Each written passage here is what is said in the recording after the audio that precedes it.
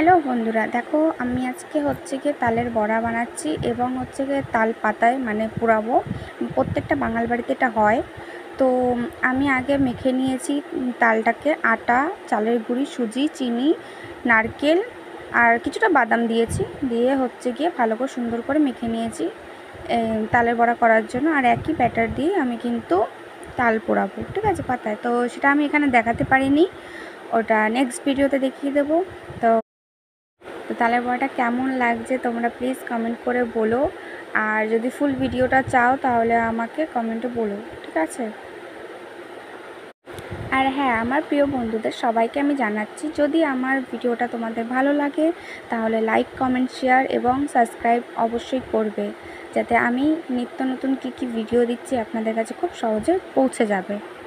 পাশে থাকা bell আইকনটাকে click করতে ভুলবেন না, কারণ ওটাই একটা হচ্ছে গিয়ে আমাদের কাছে এখন অস্ত্র বললেই চলে, কারণ ওটা মানে বেল আইকনটাকে প্রেস করলেই কিন্তু আমার প্রত্যেকটা ভিডিও আপডেট আপনাদের কাছে খুব সহজে চলে যাবে।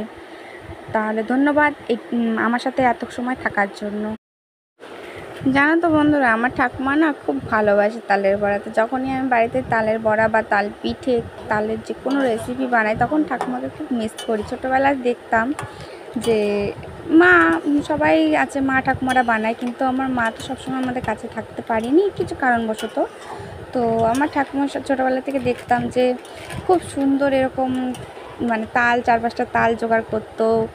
ভাদ্র মাস আসলে আমরা বুঝতাম যে এই তো তালের সিজন চলে এসেছে, তালের বড়া খাবো।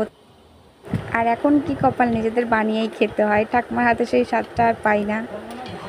দিনও পাল্টেছে, সবসময় সব কিছু হয়ও না। তো এইটুখানি পরে বলার জন্য আবার এলাম। তো যদি ভিডিওটা ভালো লাগে তাহলে প্লিজ লাইক, কমেন্ট, শেয়ার করবে আর সাবস্ক্রাইব করতে ভুলবে না।